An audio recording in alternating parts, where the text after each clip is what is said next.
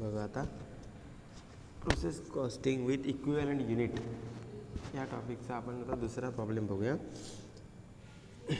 याच्यामध्ये चेंज काय आहे तर नॉर्मल लॉस याच्यामध्ये इन्क्लूड केलेला आहे. काल जो आपण व्हिडिओ बघितला प्रॉब्लेम तुम्ही आधीचा व्हिडिओ बघितला त्याच्यामध्ये बेसिक होता loss, normal loss, abnormal loss काही नव्हतं किंवा ॲबनॉर्मल गेन काही नव्हतं. पण या व्हिडिओमध्ये आता तुम्हाला नॉर्मल लॉस असल्यावर काय ट्रीटमेंट करावी लागणार आहे ते बघायचं आहे. सिम्पल प्रॉब्लेम आहेत बघा.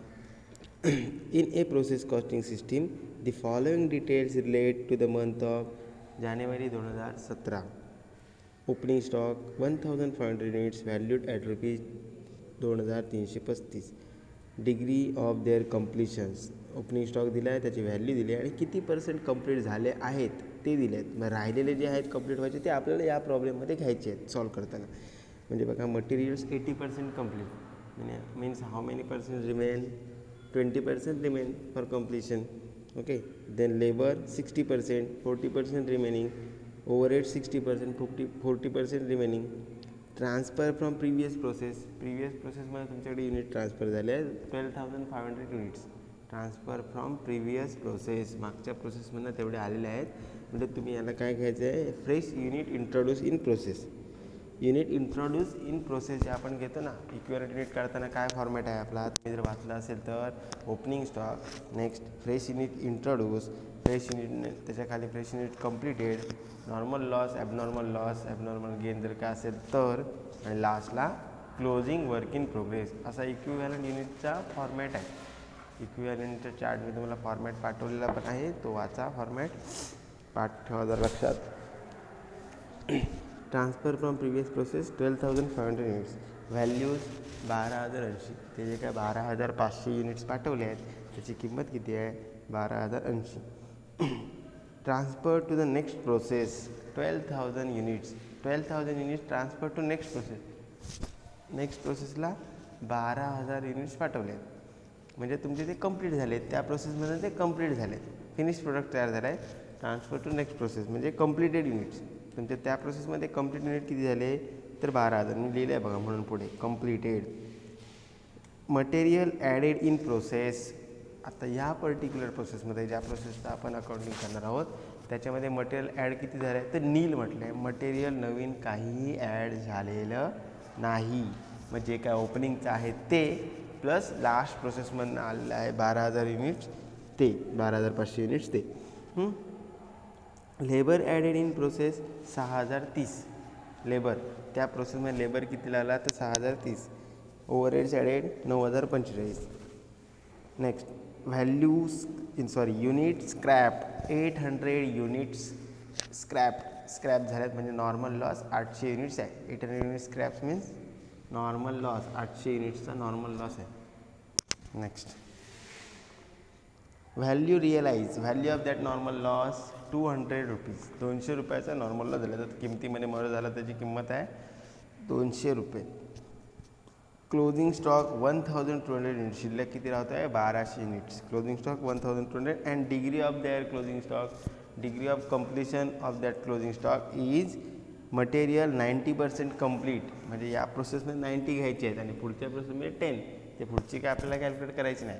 या दोघांमधला फरक लक्षात घ्या. ओपनिंग स्टॉक ज्यावेळी आपण घेतो आणि पर्सेंटेज ऑफ कम्प्लिशन काढतो त्यावेळी जेवढं बॅलन्स राहिलं आहे लास्ट प्रोसेसमध्ये जेवढं झालं आहे तेवढं दिलेलं असतं. मग बॅलन्स राहिलेलं आहे तेवढं या प्रोसेसमध्ये घ्यायचं.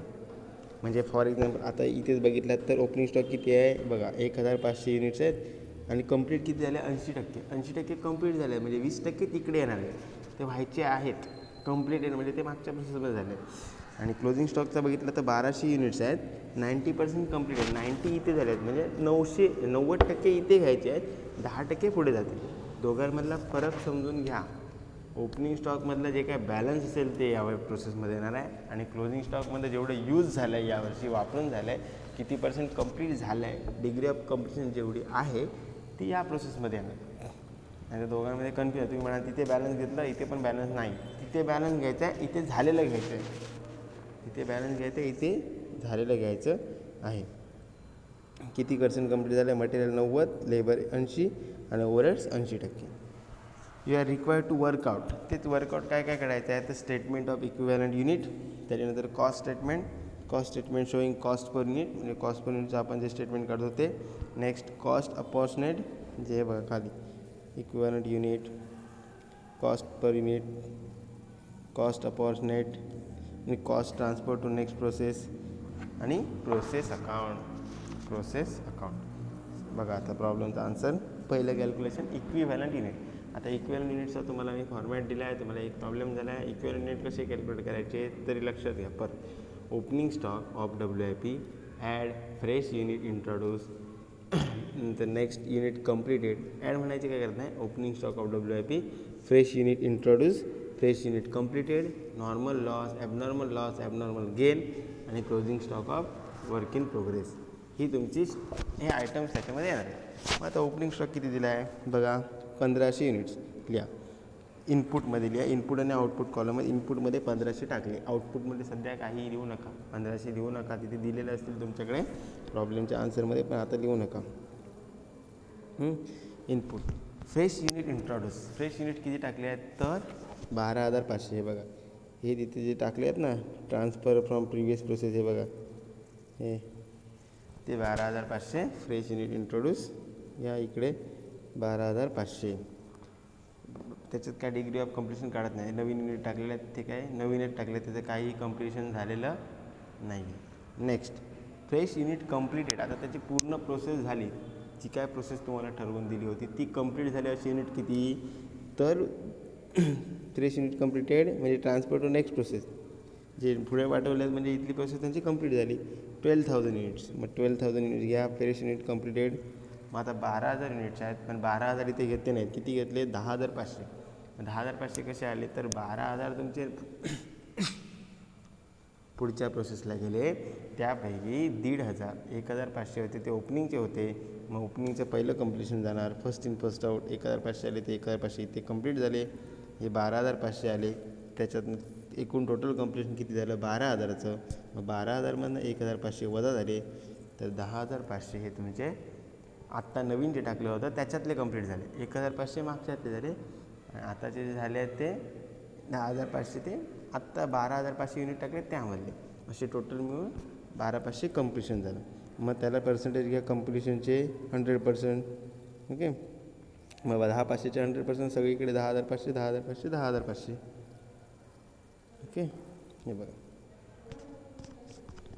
Normal loss. नॉर्मल लॉस दिलेला आहे बघा तुमच्याकडे 800 युनिट्स लिहा. Normal loss 800 unit. त्याचे काही पर्सेंटेज वगैरे कम्प्लिटेड वगैरे काढायचं नाही. Normal loss is non avoidable, तो अवॉइड करू शकत नाही. इट्स हॅपन, तो होणारच आहे. It's happen. तुमच्यावर तर त्याच्या जास्त तुम्ही त्याच्यावर तुमचा कंट्रोलच नाही आहे असं म्हटलात तरी ते वावगं ठरणार नाही. No doubt about that.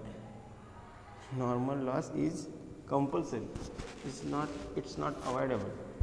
Okay, आता तुम्हाला झालं आहे नॉर्मल लॉस ॲबनॉर्मल लॉस एकदम डीपमध्ये तुम्हाला माहिती आहे काय आहे ते समजून घ्या. त्याच्यानंतर नेक्स्ट घ्या नॉर्मल लॉस 800 झालं. 800 युनिट्स फक्त 800 इथे घेतलात. आउटपुट कॉलममध्ये घ्यायचे 800. इनपुट जे काय टाकले होते 12,500 plus 1,500 is equal to 14,000 minus production 12,000. त्यानंतर नॉर्मल लॉस 800. मग राहिलेलं जे असते ते क्लोजिंग स्टॉक. क्लोजिंग स्टॉक त्यांनी दिलेलंच आहे, राहिलेल्याची गरज नाही आहे. क्लोजिंग स्टॉक दिला 1200 युनिट्स लिहा. Closing WIP 1200 unit. असे मग तुमचे हा कॉलम टॅली झाला पाहिजे. इनपुट आउटपुट सेम झाला पाहिजे. 14,000 14,000. ओके, हे बघा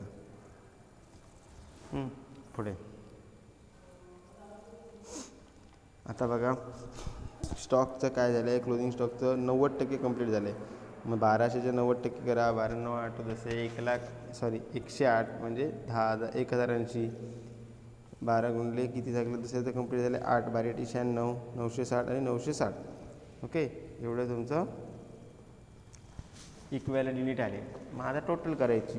टोटल युनिट्स किती आहेत. Input 14,000, output 14,000.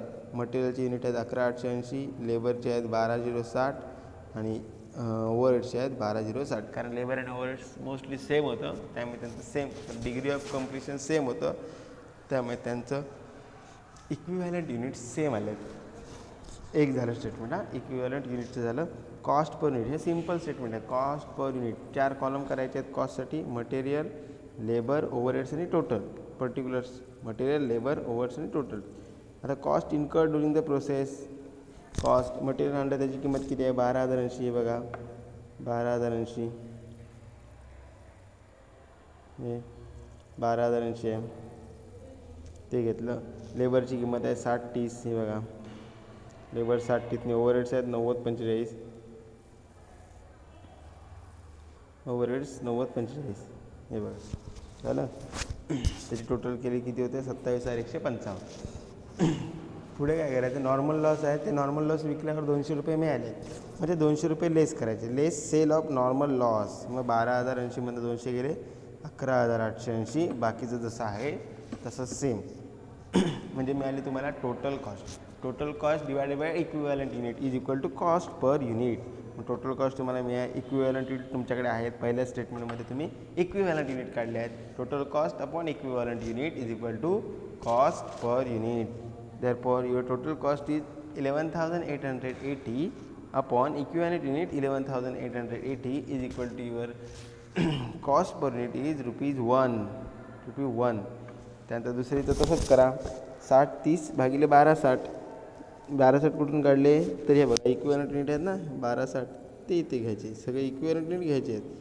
अशी म्हणून तुमची कॉस्ट आली 1 रुपया आली आहे, 50 पैसे आले आहे, 75 पैसे आले आणि टोटल आहे तिघांची टोटल मला तर 2.25 2.25 ही तुमची कॉस्ट आली.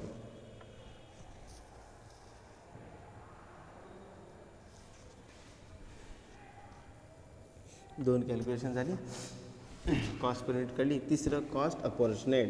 काय घ्यायचं आहे? पहिलं opening stock of completed work, next fresh unit आणि नंतर क्लोजिंग स्टॉक.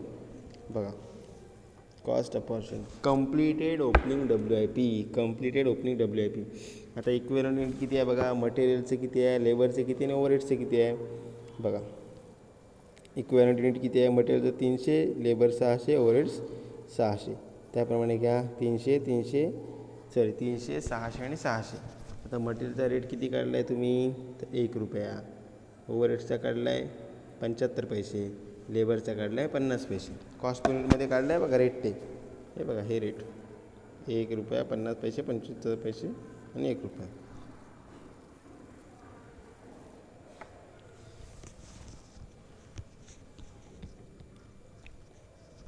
झालं.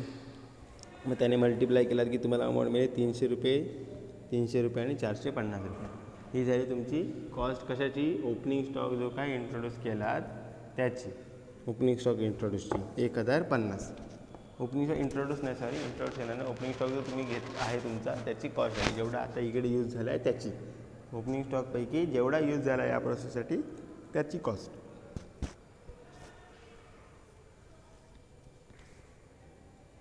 Next completed fresh unit. 10,500 unit complete झाले बघा. 12,000 कंप्लीट झाले, त्याच्यापैकी 1,500 ओपनिंगपैकी, 10,500 तुमचे नवीनपैकी. मग 10,500 गुणिले रेट घ्यायचा आहे पूर्ण कॉस्ट पर युनिट तिघांची रेट जो काय आहे तो 2.25. त्याने टोटल केला मल्टिप्लाय करा 23,625 येणार. 23,625 completed fresh unit. Next normal loss येणार नाही आहे. ॲबनॉर्मल लॉस असलं असतं तर आलं असतं. ॲबनॉर्मल लॉस किंवा ॲबनॉर्मल गेन येतं. नॉर्मल लॉस याच्यात येत नाही. नॉर्मल लॉस नाही आहे. क्लोजिंग वर्क इन प्रोग्रेस बघा. Material, labour, overheads. मटेरियलची व्हॅल्यू काढली आहे तुम्ही 1,080, लेबरची 960 आणि ओव्हरहेड्सची 960 बघा. 1,080, 960 आणि 960 ते घेतलं. रेटप्रमाणे आपण डिवाईड करा. मटेरियलचा रेट 1 रुपया आहे, ओव्हरहेड्सचा रेट 75 पैसे आहे आणि लेबरचा 50.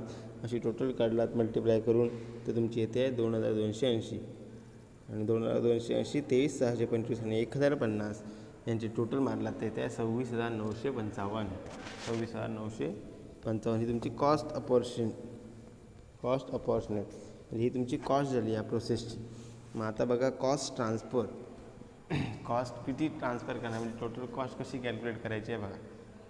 ही फक्त त्या प्रोसेसची झाली आणि आता पूर्ण प्रोडक्टची कॉस्ट बघा कशी काढायची.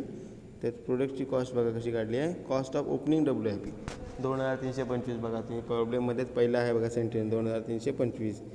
त्याच्यानंतर add cost of completing WIP complete झालेले ओपनिंग WIP. काय म्हटलं आहे? Cost of completing opening WIP opening स्टॉकपैकी कंप्लीट. पहिलं जे दिलं आहे 2325 ते आहे इनकम्प्लीट, म्हणजे लास्ट प्रोसेसमध्ये थोडं कंप्लीट झालं आहे त्याची घेतली.